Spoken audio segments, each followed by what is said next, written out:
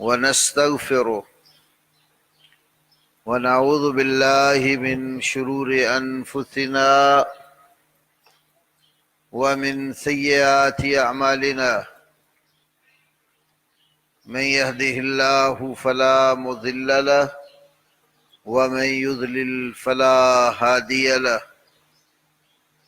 وأشهد أن لا إله إلا الله وحده لا شريك له وأشهد أن محمدا عبده ورسوله أما بعد فأعوذ بالله السميع العليم من الشيطان الرجيم من همزه ونفخه ونفثه بسم الله الرحمن الرحيم فاسألوا أهل الذكر إن كنتم لا تعلمون وقال الله جل وعلا في مقام آخر لا تسألوا رسولكم كما سئل موسى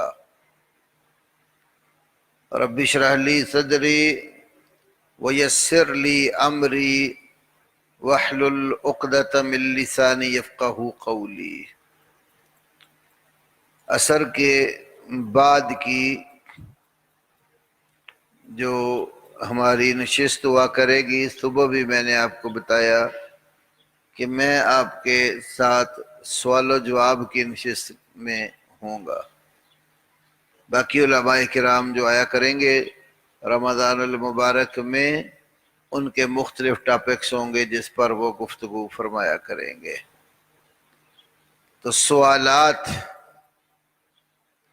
اس کے بارے میں چند ایک باتیں ہمیشہ ذہن میں رکھنی چاہیے۔ ایک تو جس مسئلے کا علم نہ ہو اس کے متعلق پوچھنا چاہیے۔ نمبر دو، فضول قسم کے سوالات، بے مقصد گفتگو، اس سے پرہیز کرنا چاہیے۔ نمبر تین، ایسے مسائل جن کا تعلق عقیدہ اور عمل سے ہو، ایمان اور عمل سے ہو، وہ پوچھنے چاہیے۔ نمبر چار، مسائل پوچھنے کا مقصود شرعی حکم معلوم ہونے کے بعد ان کے اوپر عمل کرنا ہو۔ بعض لوگ مسئلہ عمل کرنے کے لیے نہیں پوچھتے، وہ جنرل معلومات لینے کے لیے یا سوال کا جواب دینے والے شخص کا امتحان لینے کے لیے پوچھتے ہیں۔ تو اس کا نہ سائل کو فائدہ ہوتا ہے نہ مسئول کو فائدہ ہوتا ہے۔ یہ سوائے وقت ضائع کرنے کے اور کچھ نہیں ہوتا۔ تو اس مختصر سی تمہید کو سامنے رکھ کر آپ سوالات لکھیں۔ یہ کسی بھائی نے 2 سوال لکھے ہیں۔ ایک سوال، کھڑے ہو کر پانی پینے کے بارے میں کیا حکم ہے؟ اس سلسلے میں نبی کریم صلی اللہ علیہ وسلم سے جو احادیث اور سنن روایت کی گئی ہیں وہ 2 طرح کی ہیں۔ ایک تو وہ بالکل عمومی اور واضح سی احادیث ہیں جن میں کھڑے ہو کر پانی پینے سے روکا گیا ہے۔ صحیح مسلم شریف میں اور دیگر کتابوں میں حدیث ہے، لا یشربن احدکم قائما، تم میں سے کوئی شخص بھی ہرگز کھڑے ہو کر پانی نہ پیے۔ اور دوسری حدیث ہے، اگر کھڑے ہو کر پی لیا تو قے کر دے۔ اس سے معلوم ہوتا ہے کہ کھڑے ہو کر پینے کی وعید ہے۔ اور اس کے مد مقابل ہمیں 3 ایسی احادیث ملتی ہیں جن میں بیٹھ کر پینے کی بجائے کھڑے ہو کر پینے کا ذکر ہے۔ ایک حدیث ملتی ہے کہ آپ صلی اللہ علیہ وسلم نے آب زمزم کھڑے ہو کر پیا۔ دوسری حدیث ملتی ہے وضو کیا اور وضو کے بعد بچا ہوا پانی کھڑے ہو کر پی لیا۔ تیسری حدیث ملتی ہے آپ صلی اللہ علیہ وسلم کی زوجہ محترمہ ام سلمہ رضی اللہ عنہا کے گھر مشکیزہ پانی کا لٹکا ہوا تھا، اس کے ساتھ منہ لگا کر آپ نے کھڑے ہو کر پانی پیا۔ اب یہ دو طرح کی احادیث ہے، ایک میں صاف ممانعت ہے اور دوسری میں گنجائش معلوم ہو رہی۔ جب اس طرح کی احادیث ہوتی ہیں تو اہل علم ان میں تطبیق اور عملی توفیق جو ہوتی ہے وہ دیتے ہیں۔ ایک قاعدہ تو یہ ہے، اگر کسی کام سے شریعت میں سختی سے روکا گیا ہے تو جس کام سے شریعت نے سختی سے روکا ہو اس کام کا ارتکاب کرنا حرام ہوتا ہے۔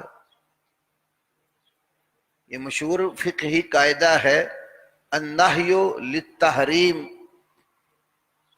نہی اور ممانعت تحریم کسی کام کو حرام کرنے کے لیے ہوتی ہے، الا یہ کہ شرع میں کوئی دوسری ایسی دلیل آ جائے جو اس حرام پر تنبیہ کرنے والے حکم میں تخفیف پیدا کرتی ہے۔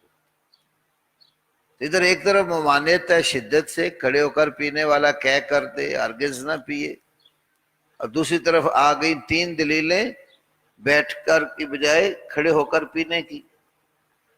تو علماء کا ایک گروہ اس بات کی طرف گیا کہ یہ نہیں جو ہے اب حرمت کے لیے نہیں رہی، یہ ممانعت اس کو حرام کی بجائے مکروہ سے تعبیر کریں گے، مکروہ تنزیہی، کہ اس سے بچنا افضل ہے، اور اگر کبھی ایسا ہو جائے تو گناہ نہیں ہوگا۔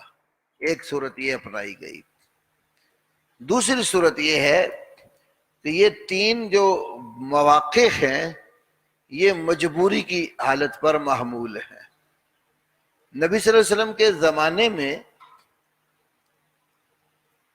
جو زمزم کا کنواں تھا نا وہ اتنا وسیع پیمانے پر نہیں تھا جیسے آج ہے۔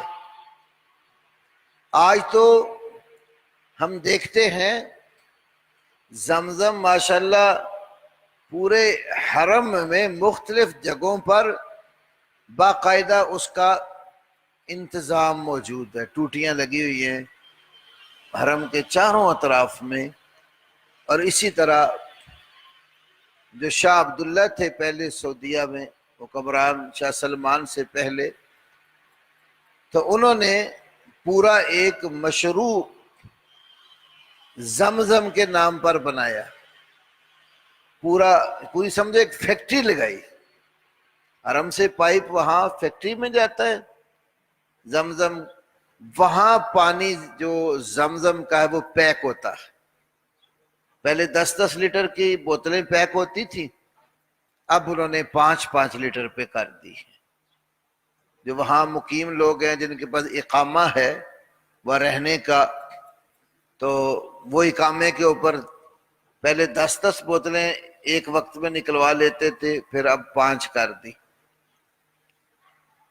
تو اتنا وسیع پیمانے پر انتظام ہے، لیکن آپ کے دور میں ایسا نہیں تھا، وہ کنواں ہی تھا جو زمین سے اوپر رہا تھا۔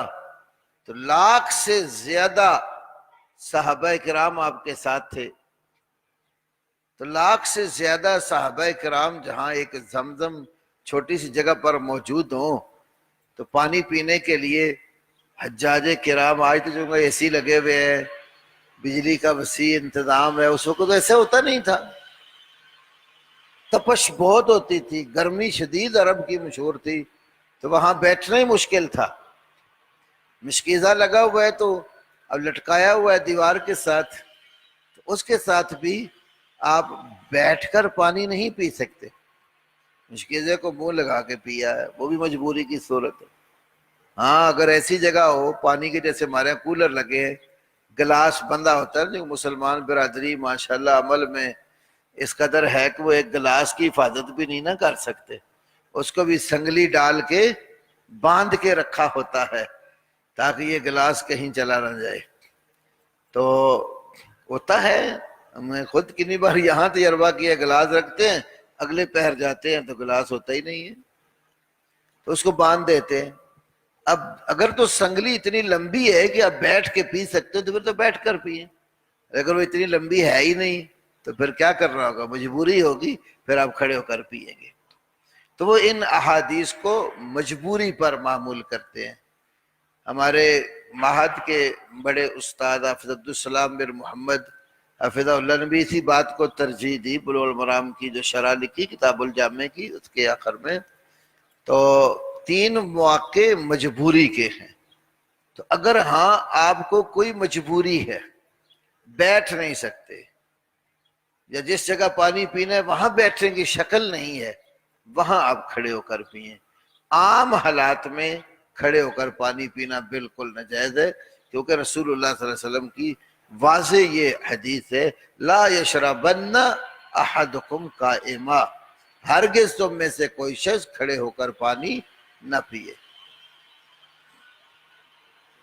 دوسرا سوال ہے، کیا ٹیک لگا کر کھانا کھانا حرام ہے یا مکروہ ہے؟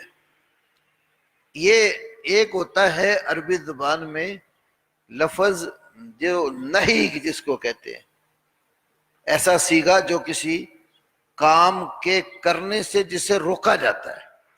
ایک ہوتی ہے نفی، نہیں اور نفی میں فرق ہوتا ہے۔ مثلا میں آپ سے کہوں کہ آپ یہاں نہ بیٹھیں، یہ روکا گیا ہے۔ اگر میں کہوں یہ شخص یہاں نہیں بیٹھتا، یہ نفی ہے۔ جو نہیں ہوتی ہے نا، جسے روکا گیا ہوتا ہے، وہ الفاظ حرام ہونے پر دلیل بنتے ہیں۔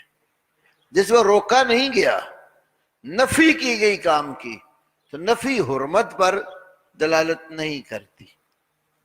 تو حدیث میں یہ ہے کہ آپ صلی اللہ علیہ وسلم نے فرمایا کہ لا آکولو متکئا، میں تکیہ لگا کر نہیں کھاتا۔ ایک حدیث میں صحابہ کھانا کھا رہے تھے، آپ تشریف لائے، گھٹنے ٹیکے تشہد میں بیٹھتے ہیں نا، تو اس طرح بیٹھ کر جھک کر آپ کھانا کھانے لگے۔ تو فرمایا انا آکلو کما یاکل العبد، میں کھانا اس طرح کھاتا ہوں جیسے غلام کھاتے۔ عاجزی ہے نا اللہ کے پیغمبر سے۔ پھر اس طرح ٹیک لگا کر بیٹھنے کا ایک مطلب محدثین نے یہ بھی بیان کیا ہے کہ اس طریقے سے ڈھیلا ڈھالا ہو کر سکون کے ساتھ نہ بیٹھ جائے کہ کھاتا ہی چلا جائے تو پیٹ بھرتا چلا جائے تو پرواہ ہی کوئی نہیں کتنا کھا گئے۔ اگر آپ تشہد کی حالت میں بیٹھتے ہیں، آگے جھک کر لقمہ اٹھاتے ہیں، منہ میں ڈالتے ہیں، پھر توڑتے ہیں، ڈالتے ہیں، آپ کا پیٹ آپ کی رانوں کے ساتھ لگتا ہے نا، تو اس میں سختی پیدا ہو جاتی۔ اس صورت میں بندہ کھانا تھوڑا کھاتا۔ کھانا کھانے کے شرع میں آداب بھی بتائے نا، تو وہ جو آداب ہے نا، ان کو اگر ہم دیکھیں تو وہ بہت ساری بیماریوں سے بچاؤ کا ذریعہ ہے۔ ہمارے اندر چونکہ وہ سنت کا اتباع نہیں، ہم کئی دفعہ ضرورت سے زیادہ کھا جاتے ہیں، پر تنگ بھی خود ہی ہوتے۔ تو شریعت نے بتایا نا کہ ایک حصہ اپنے پیٹ کا آپ کھانے کے لیے رکھیں، کچھ حصہ آپ دوسرا پینے کے لیے رکھیں، تیسرا حصہ سانس لینے کے لیے رکھیں۔